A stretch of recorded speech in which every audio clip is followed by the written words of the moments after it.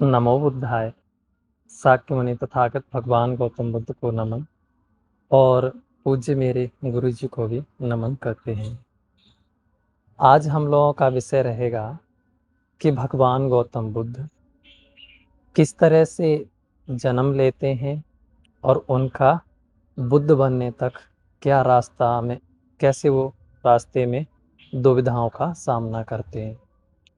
आज हम सीखेंगे जानेंगे कि सिद्धार्थ का किस तरह से जन्म होता है और उनके परिवार में कितने लोग हैं, किस तरह से वो शाक्य वंश का जो परिवार की शुरुआत होती है, इसमें आज हम चर्चा करेंगे।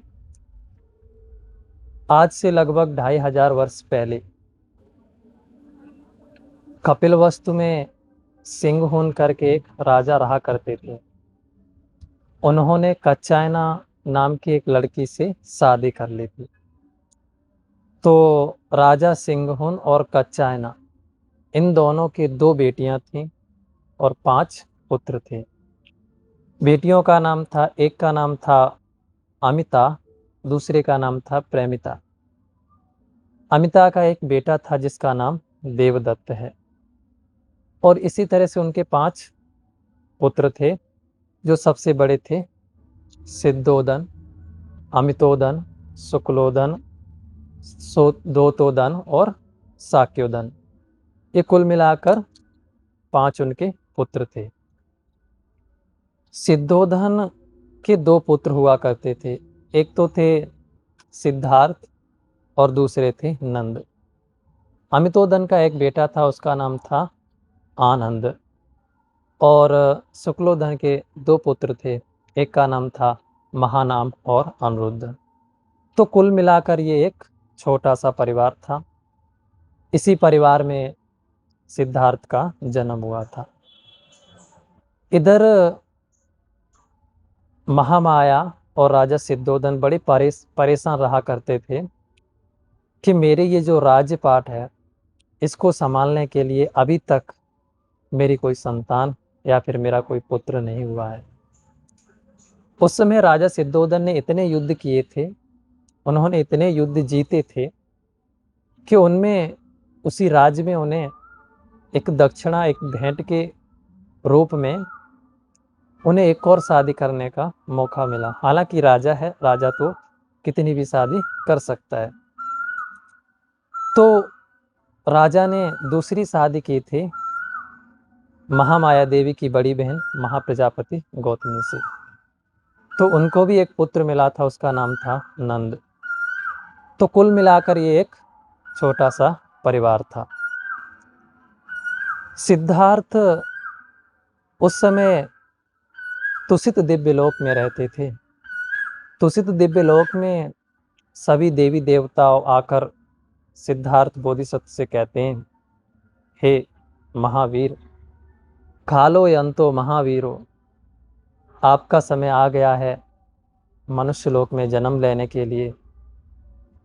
आपका ये अंतिम जीवन आ गया है बुद्ध बनने के लिए। बुद्ध बनने के बाद संसार में कई लोगों के हित के लिए आप काम करेंगे, संसार को बुद्धमय बनाएंगे। इसलिए आप मनुष्य लोक में जाकर मनुष्य का जीवन लीजिए। इधर महामाया देवी और राजा सिद्धोधन परेशान रहते थे। तो एक समय जब आता है, महामाया देवी शाम को सपना देखती है। उस सपने में महामाया देवी को नजर आता है कि एक हाथी कमल का फूल लेकर मेरी कोख में समा जाता है। इस तरह से वो सपना देखते हैं। इसी प्रकार जब सुबह होती है तो महामाया देवी राजा से कहती है, हे राजन, मैंने सुबह इस तरह से सपना देखा था, इसका क्या तात्पर्य हो सकता है? इस सपने से मेरे जीवन में क्या संबंध हो सकता है? तो राजा ने कहा, देखो, सपने के बारे में मैं तो कुछ कह नहीं सकता हूँ, लेकिन हाँ, जो सपने के बारे में एक्सपर्ट हैं उनसे हम बात करके इस सपने के जिक्र को जानेंगे, इसका क्या मतलब है, क्या तात्पर्य है।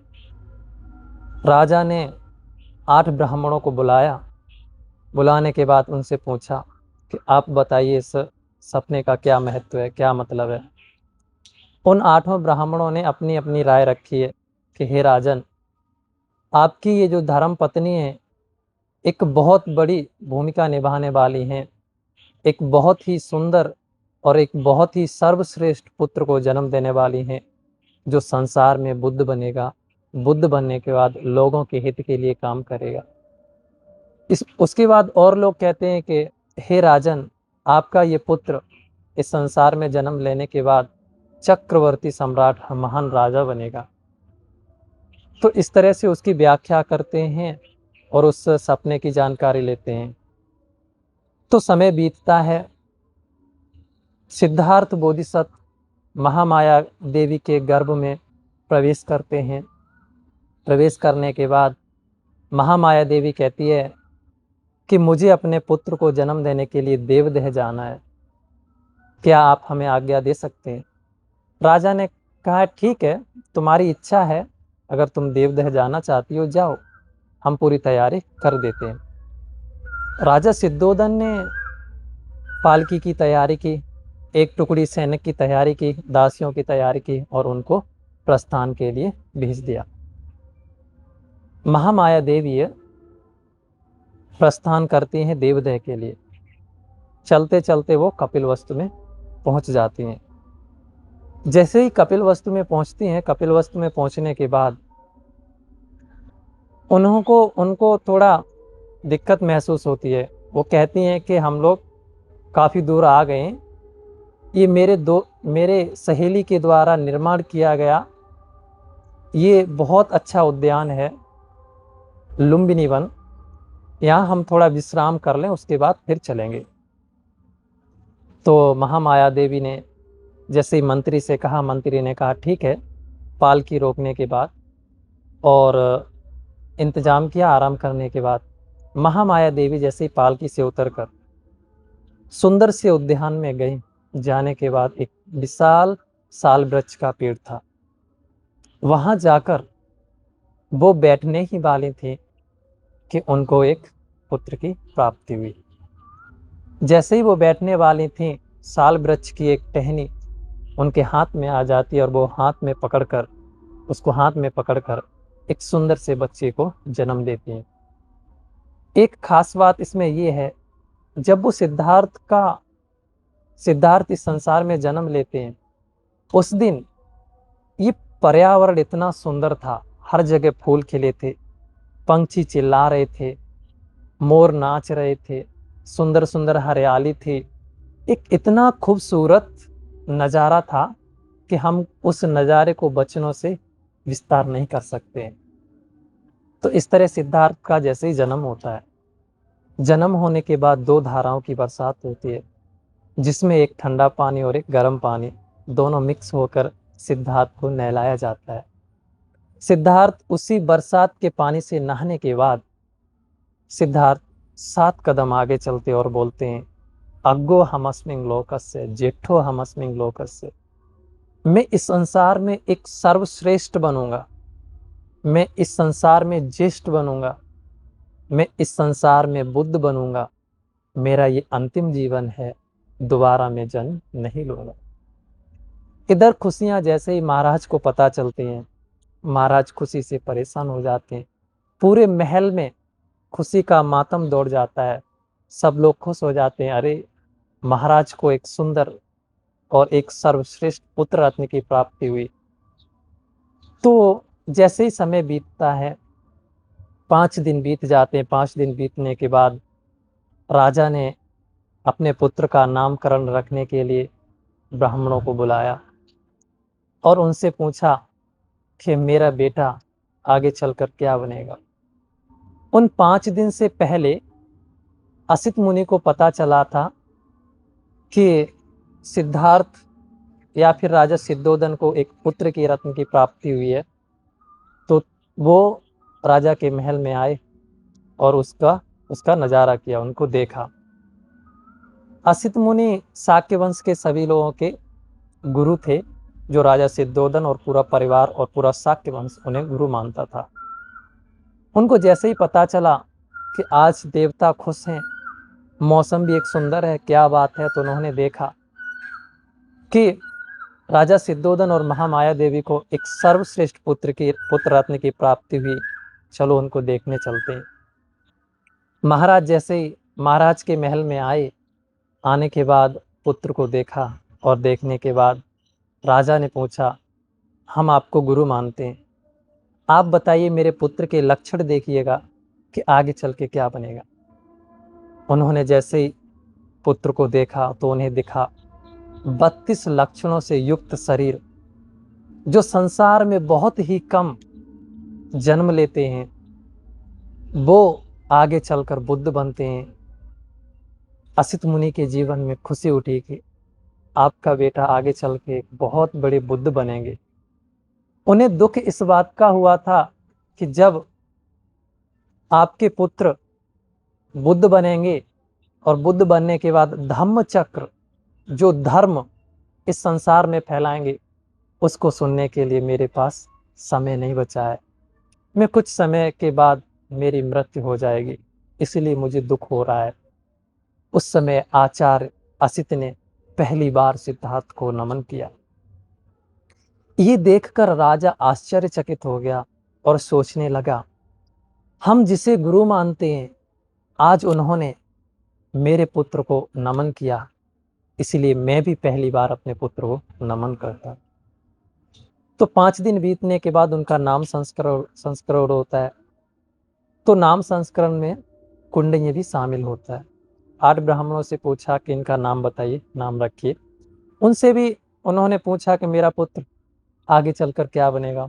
उन लोगों ने अपने अपने राय दी कि एक महासम्राट महाराजा बनेगा, नहीं तो बुद्ध बनेगा। फिर उसके बाद लास्ट में अंतिम राजा सिद्धोधन ने कुंडली से पूछा, आप बड़े हो, आप सर्वश्रेष्ठ हो, इन सबसे ज्ञान भी आपको कुछ अलग है, तो आप बताइए मेरा पुत्र आगे चलकर क्या बनेगा। कुंडली ने कहा, महाराज आपके पुत्र में ऐसे कोई लक्षण नहीं दिख रहे हैं कि वो एक सम्राट महाराज बने। उनका शरीर देखने के बाद ज्ञात होता है कि वो आगे चल के सम्यक सम तथागत भगवान गौतम बुद्ध बनेंगे। राजा की टेंशन शुरू। राजा चाहता था कि मेरा पुत्र सन्यासी न बने, वो एक मेरे इस राज्य को संभाले। राजा यही चाहता था। वैसे कोई भी पिता ये नहीं चाहता है कि मेरा बेटा सन्यासी बन जाए, वो चाहते हैं कि मेरे घर पे रहे, घर परिवार संभाले। इसी तरह से राजा की एक सोच थी। तो राजा ने पूछा, ऐसा क्या देखने पर मेरा बेटा सन्यासी बन जाएगा? ऐसा क्या देखेंगे? कोई तो कारण होना चाहिए था। तो कुंडली ने बोला, अगर आपके बेटे ने एक बूढ़े व्यक्ति को, एक बीमार व्यक्ति को, एक मरे हुए व्यक्ति को और एक सन्यासी को, अगर ये 4 दृश्य देखते हैं तो वो घर त्याग करके चले जाएंगे और बुद्ध की खोज में वो लग जाएंगे। अब महाराज ने कहा, मैं भी देखता हूं कि मेरा बेटा किस तरह से सन्यासी बनता। मैं भी आखिर उनका बेटा हूं, पिता हूं मैं उनका, ऐसे थोड़े सन्यासी बनने दूंगा। अब राजा की सबसे बड़ी परेशानी वहां पर शुरुआत हो जाती है। जैसे ही पता चलता है कि मेरा बेटा बुद्ध न बन जाए, सन्यासी न बन जाए, हर तरीके अपनाना शुरू कर देते हैं। इधर जैसे ही 7 दिन बीतते हैं, 7 दिन बीतने के बाद महाप्रजापति गौतमी की, महामाया देवी की, जो महाप्रजापति गौतमी की छोटी बहन है, महामाया देवी की मृत्यु हो जाती है। और मृत्यु होने के बाद उनका पूरा लालन पोषण महाप्रजापति गौतमी करते हैं। कुछ लोग ये कहते हैं कि महामाया देवी इसलिए मृत्यु हो गई थी कि उनका बेटा एक महान बुद्ध बनेगा, इस चीज को वो अपने मन में, या फिर इस दर्द को वो नहीं सह पाई और उनकी मृत्यु हो गई। ऐसा नहीं है। जब भी कोई इस संसार में बुद्ध बनता है तो उसमें नियम है, 7 दिन के बाद उनकी माता का देहांत हो जाता है। और इस जीवन में ही केवल वो सिद्धार्थ की माँ नहीं बनी। बुद्ध ने जब तक इस संसार में अपने पिछले जीवन में जन्म लिया, हर जीवन में महामाया देवी ने एक माँ का रोल निभाया। वो हर एक जीवन में उनकी माँ बनी। और अगर सिद्धार्थ उस माँ के कोख से जन्म न लेते, फिर भी उनकी माँ का 7 दिन के बाद देहांत हो जाता, क्योंकि उनकी वहाँ पर आयुष खत्म हो जाती। तो इस तरह से महामाया देवी की मृत्यु हो जाती है और उनका पूरा लालन पोषण महाप्रजापति गौतमी करने लगते हैं। अब राजा ने सोचा कि सारी खुशियां मिल गई, अब एक खुशी और पूर्ण करनी है, वो है अपने बेटे को एक महान सम्राट बनाना है, राजा बनाना है, सन्यासी नहीं बनाना है। तो राजा बनाने के लिए वो, अब बच्चे को पढ़ना भी लिखना भी तो है, तो उनकी पढ़ने लिखने की तैयारी करवाने लगते हैं। आगे देखते हैं कि सिद्धार्थ को किस तरह से शिक्षाएं मिलती हैं और किस तरह से वो शिक्षा में सबसे सर्वश्रेष्ठ बनते हैं। किस तरह से उनके मन में कोई भी चीज़, अगर कोई बात करने से पहले होठ हिलाए, वो समझ लेते हैं कि क्या कहने वाला है, क्या कहना चाहता है। किस तरह से शिक्षाओं में वो सर्वश्रेष्ठ बने, आगे की वीडियो में हम देखेंगे। नमो बुद्धाय।